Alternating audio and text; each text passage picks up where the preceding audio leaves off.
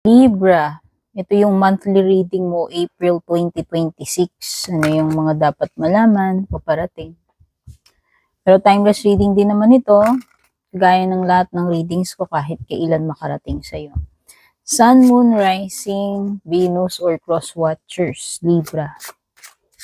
Take only what resonates, kung ano lang yung applicable sa situation mo. Kung ano lang yung pwedeng makatulong sa sitwasyon mo.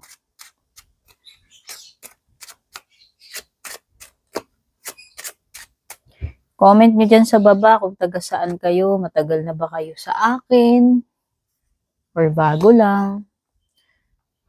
Paano nakarating sa inyo yung reading ko. Kung nakaka-resonate ba kayo.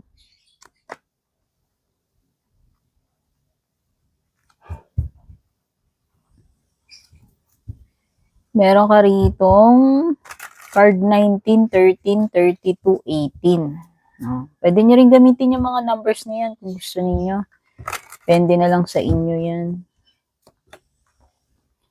Meron ka rin King of Wands, Death card, Knight of Swords, Eight of Swords. Sa bottom is Magician.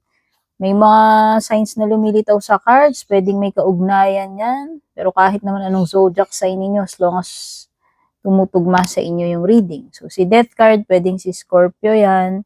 Si Magician, pwedeng si Gemini. Pwede rin may mga Aries, Leo, or Sagittarius dito. Or other air signs. Libra, Aquarius. Please don't forget to subscribe or follow yung aking channel or page. Kung gusto nyo maka-avail ng exclusive perks, services, or products ko, mag-avail kayo ng subscription sa aking official FB page, Meta Verified, purple tin, may blue check sa dulo. Okay? Thank you rin dun sa mga generous na nagpapadala ng stars, sa mga nagjo-join ng membership subscription, mga hindi umaalis, dun sa mga laging hindi nag-i-skip ng mga ads, kasi yun lang yung way ng mga creators para mag-earn. Yung mga nagli-leave ng mga like, ng mga heart, wonderful comments, and also doon sa mga napaka-tiyaga na mag-share ng mga readings natin. Patap na rin po yung bell icon. So, nakakita tayo ng coffin card, which is endings. Hindi ibig sabihin nito, guys, may matetepok, ha? Symbolism po ang mga baraha. Ito ay, time para mag-say goodbye ka na sa kung ano man itong mga dapat na i-let go mo na. Mga maaaring magtapos itong month na ito. This may concern all areas of life. Pwedeng sa relationship mo yan. Pwedeng sa trabaho, etc. Pwede itong retirement or break up. Depende na lamang po kung ano yung nagre-resonate sa situation ninyo. Ito ay card ng, pwedeng ito ay card ng closure, ending, transition. Pwedeng, parang malaano to eh. Yes, death card. Yan, lumitaw nga pala to. Pareho ng meaning ito, guys. So, mukhang may mga magko-close na ng mga connections, chapter sa buhay mo. Meron ding mga pagbabago since death card is associated sa ending, new beginnings, and changes or transitions na maaaring mangyari sa'yo itong month na ito.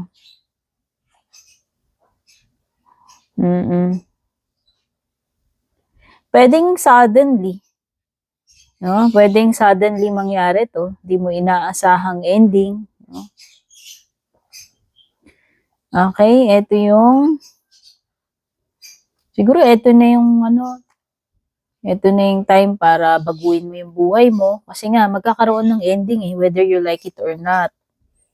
Meron ka ng mga dapat ibaon na sa limot. Hindi na balikan. No? Kasi ano yun Yun yung maaaring ibig sabihin yan. Kumbaga parang, ano man itong bagay na to, connection man yan or hindi, you will have to put it to rest na. Parang ganun. RIP na talaga yung bagay na yun. Next card, you have the wealthy man. Ito mga pwedeng si wealthy man, literally represents a person na pwedeng siya, businessman, may kaya, no? Or successful. Pero pwede rin naman kasi siyang hindi person. Pwedeng to, bagay or situation. Kung ano man to, kung hindi man siya person, pwedeng ang sinisimbolize nito ay iyong career and business. Ito yung mga plano mo. Ito kasi is basically success eh. So magandang sign to if ever. Kasi kung meron mang something na magko-close dito sa iyo, sabi ko nga, pwede rin namang may new beginning. No? And pwedeng itong bagong beginning na ito, maaaring doon ka naman maging successful. Okay? In business man yan or in career. Kung ano man ito, pwedeng ito ay someone na pwedeng employer mo or isang magandang company or business partner, no? Pwede rin kasi itong good news or opportunity related sa sa trabaho. Okay? Or yung mga tao na pwedeng makatransact mo. Ayan, kung may mga gagawin ka mga business transaction or anything na related sa sa trabaho, sa pera, sa negosyo mo. Kung advice to, pwedeng sinasabi ng card na to na kailangan kailangan kailangan doon ka sa mga tao na maaaring may matutunan ka. Hindi para hindi para maging linta ka doon or pakinabangan mo sila, kundi ito kasi yung mga tao na maaaring makakatulong sa iyo para maka-level up ka ba. Kasi nga, yung mga ganyan tao, business-minded sila, magaling sa pera, no? Magaling sa mga strategy. So, ibig sabihin, pwede kasing matututo ka sa kanila eh. And in a way, yun yung yun yung way mo para maging successful ka. Parang advice sa'yo yan na maging maging business-minded ka. Parang ganun yung sinasuggest sa'yo yung card na yan. Kasi yan may kinalaman sa growth mo, paano mo i-build yung sarili mo, yung mga ambitions mo, goals mo, and success. So, dito na tayo sa card number 32. Kasi itong card na to, ito yung mga difficulties na maaaring ma-encounter mo this month, no? Ito yung maaari kang mapalibutan ng ng mga alalahanin, stress, problema. Andun talaga yung energy na maaaring maging desperate ka, no? Pwedeng kung sa relationship to, ito yung mga relationship or person na nagbibigay ng stress sa'yo or nakikreate ng trouble, nakaka-drain. O whether relationship yan or hindi, ito yung mga bagay na magbibigay sa iyo ng wrinkles, char. Okay? So, pwede ka talagang mamroblema dyan. Hindi ko lang alam kung pwede rin namang sa pera yan, o pwede ka mamroblema dyan sa trabaho mo, sa ginagawa mo, kung hindi man yan about a person or relationship. So, andun talaga yung mga difficulties, obstacles, no? Next card naman meron tayo ditong child. Ito ay new beginnings eh. Diba? Binanggit ko na nga sa iyo kanina ito, yung death card, coffin. May ending pero may new beginning din na darating. So, ito na yung sinasabi ni child card. Pero pwede rin naman itong nagsisimbolize kasi ng literal na bata. Pwedeng anak mo, kung sino man itong bata na ito. Pero kasi pwede rin naman ang ibig sabihin nito is your inner child. No? The inner child in you.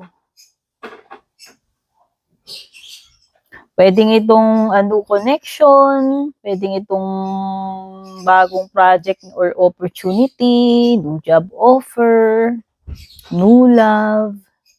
Ito yung mga stages na nagsisimula pa lamang umusbong or literal na magsisimula pa lang talaga. Kung ano to, description, pwedeng this is someone na pwede kasing maliit eh. Maliit or bata or youthful ang appearance niya kung person yan. Or may pagka-childish, may pagka-innocent, merong may, diba yung mga bata ganun? Kasi yung mga bata innocent pa, fresh pa.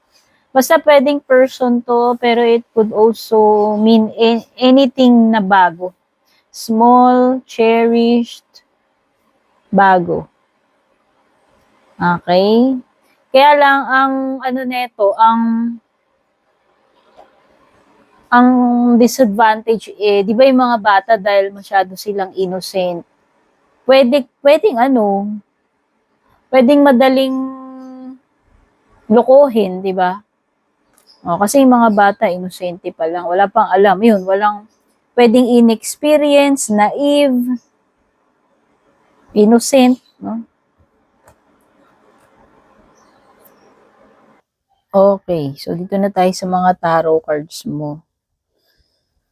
Ganda, meron ka magician. So ito ay manifestation eh. Ito gaya nga nung sinasabi ko, parang meron ditong success, merong bagong magsisimula. No? Sabi ko nga parang may opportunity, merong may mga taong mamimit ka na maaaring makatulong sa iyo, pwede rin namang may mga business transactions dito. And magician is also about transformation. Dami mong card ng transformation, Libra.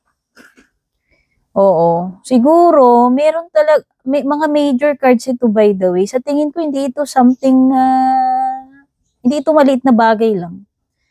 Sa tingin ko, may mga major talaga na changes na mangyayari sa sayo. Overall, in general, sabi ko nga, pwedeng sa, pwedeng may kinalaman niya sa sarili mo, sa connections mo, sa career mo. Meron ng mga bagay, yun nga sabi ko nga parang magkakaroon ng closure. Pero meron ka ring mga bagong i-welcome. So para sa akin, Libra, hindi pangit yung reading mo. Although nakakakita ako ng, sabihin na natin, yung mga problema darating, normal naman sa buhay natin yun. Hindi man tayo nawawalan ng mga problema, challenges. Constant naman talaga ang changes sa buhay natin. Kumbaga Libra, parang ang na-feel ko lang kasi dito sa death card, pwedeng magka-problema ka lang doon sa part ng transitioning. Sa kung paano mo i-accept, paano ka makaka-adapt dito sa mga ending na to, dito sa mga challenges na to, and doon sa new beginning or mga pagbabago na yan. Pero kung, alam mo yon, kung ma-figure out mo kung paano ka makakope dyan, and then you'll be fine. Wala ka naman magiging mabigat na problema. Yun naman na nakikita. Kasi importante, magkakaroon pa rin ng opportunities and new beginnings para sa'yo. Actually, meron ng magandang nagmamanifest sa iyo na feel ko rito. Feeling ko lang ito ay magandang pababago. Feeling ko lang ito ay something na maganda na makikreate mo with the magician. Kasi kung hindi mo nare-realize, Libra, meron kang kapangyarihan to change whatever you want to change with the magician card. Kasi kung according to the symbolism, sinasabi nila, Si Magician daw, kompleto siya. Kung titignan natin, nandoon lahat ng suits sa kanya. Ando ng wands, ando ng cups, ando ng swords, ando ng pentacles. So, kumbaga kompleto eh. You have everything you need. Ang kailangan mo lang, kumbaga, gawin mo yung dapat mong gawin. Okay? Sana na-explain ko na maayos yan. Merong dalawang person dito, Libra, with regards to love life mo. May dalawang person. Yung isa mas bata. Kasi may king, tapos merong knight. Si knight is yung younger. So, pwedeng ano yan. Yung mga binanggit kong signs kanina, pero it could be any sign. No? Pwedeng air, pwedeng fire, Aries, Leo, Sag. Oh. So, sa tingin ko, pwedeng merong dalawang person na maaaring interesado sa'yo or kakonect mo. Dalawang person na talagang yun, interesadong i-pursue ka. So, sa tingin ko, maaaring this is a decision na umili between dito sa dalawang person na ito. Merong mga bagay dito na hindi ko alam, parang may pagka-aggressive ang nafe-feel ko dun sa personality, may pagka-bossy, may pagka-bold with the King of Wands. Tapos yung isa naman is parang si younger, parang medyo may pagka siya, yung mabilis kumilos. O kumbaga parang pwedeng minamadali ka niya, ganun. Oo. Parang yun yung mga energies na napipick up ko. Pwedeng yung iba dito, kung meron ka mang kakonect, parang meron something dito na hindi ko alam kung sino to. Energy mo yan o energy ng person. Parang hindi pa ready. Pwedeng hindi pa totally naka-move on sa isang ending, pero hindi rin pa ready na pumasok sa relationship. Pwedeng energy mo yun, ha? Oo. So, ibig lang sabihin niya, ang haba ng hair mo kasi may dalawang person. Okay? Na maaaring paparating sa'yo or kakonect mo. So, Libra, meron ka ditong 8 of Swords. Usually, ito yung mga situations na iniisip mo na limitado yung kilos mo, na wala kang magagawa about your situation. Pero, mali ka doon kung yun yung iniisip mo. Kasi, ang totoo niyan, meron talagang solution dyan sa problema mo. Pero, pwede kasing hindi mo lang yun nakikita or nare-realize.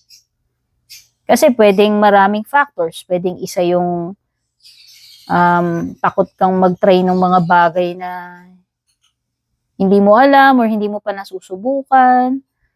No? So, yun nga yung sinasabi ko na may mga bagay talaga dito na kailangan gawin mo, subukan mo, and tanggapin mo kung ano yung mga pagbabago. Kasi, baka yun talaga yung susi dito sa situation mo para finally, makaalis ka na dyan sa ganyang kinalalagyan mo or sitwasyon mo. Okay? Yan na natin yung ibang paparating. So, meron ditong number 10, number 13, number 1, number 18, 32, 19. Sa mga mahilig sa numbers. Pwede nyo rin i-look up yan, anong meaning yan sa numerology. Okay? Di ako maalam sa numerology. Yung 9 na yan, it could be number 10. Kapag numerology, 1 plus 9 is 10.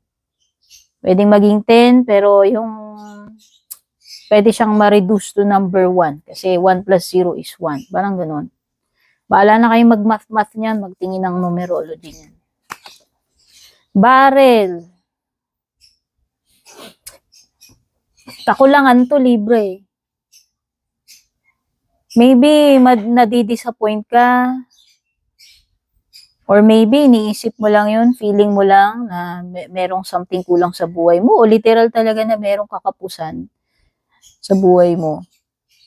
No, feeling empty or sad because pwedeng sa love life mo yan, sa money, no? O feeling mo lang merong something kulang, parang ganun. Ito ay mga happy times with close friend or friends, bonding, si dog close up.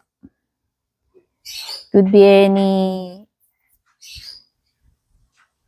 be paglabas, kasama yung mga kaibigan mo, no? Or bonding, yan, yung mga ganyan, pwedeng reunion, kung matagal na kayong hindi nakikita, baka marireunite ka with a friend. Control your anger or you will be sorry daw, Libra. So, wag magpadala sa galit at emotion. Kasi yun din yung maaaring mag-destroy sa iyo. Yung mismo, yung mga emotions, angers mo na, hinayaan mong mag-take over yan sa iyo. Triumph over troubles, obstacles. O diba, anong sinabi ko? With ito, si wealthy man, sabi ko nga, merong nangangamoy success. Kaya kung ano man ito, yung mga card na binanggit ko, problema dyan kanina, ano mang mga obstacles yan, paghihirap, stress, problema, ma-overcome mo rin yan. Okay, so yan yung reading mo, Libra. Don't forget to subscribe, like, follow. Babush!